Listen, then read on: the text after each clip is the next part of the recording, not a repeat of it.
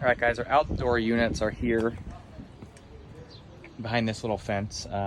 So we'll have to pull some of this fence out or pull one of the sections out to get the new units in. The units will sit back in the same spot, new disconnect boxes, new electrical whips. All the refrigerant lines run down through the ground here. We'll flush and pressure test them and re-insulate what we can see. Hey guys, we're downstairs in the basement at April and Ryan's house. I'm looking at doing some system replacements. Over here, got a little bit better light. We'll pull these furnaces out. We'll pull the base out. These are obviously twinned together. I think with the new system, we're gonna have to twin them again. Trying to decide here how I want to do that. So we can either do a wraparound from the side of the return into the side of each new furnace, or we can turn both of the furnaces 90 degrees. So have them facing opposite directions away from one another, and then do our big return into the side of each furnace. So you can see how that return's built there. Pretty much design everything the same way. We would just have our filters that are going to slide out on the sides here. There are humidifiers that are mounted here to the return ductwork. If we do a new system, I'd probably do the same thing. We just pull these humidifiers out and we'll mount new humidifiers either in the same spot or here on this side, and then just bypass everything back into the side of the coil or the supply trunk.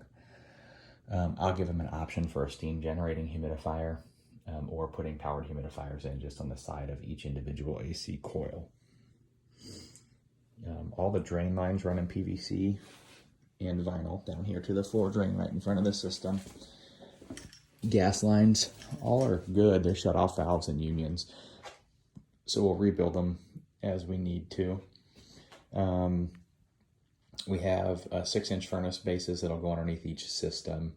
Return drop should be able to be reused. That all looks like it's it's old, but it's perfectly sized. It would take a lot to make another return drop that large. So we'll just rebuild from the return back in.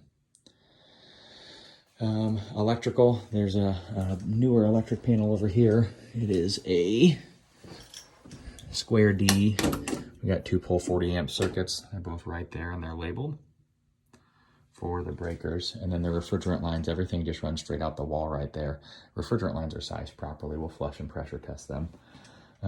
There's relays and stuff like that here.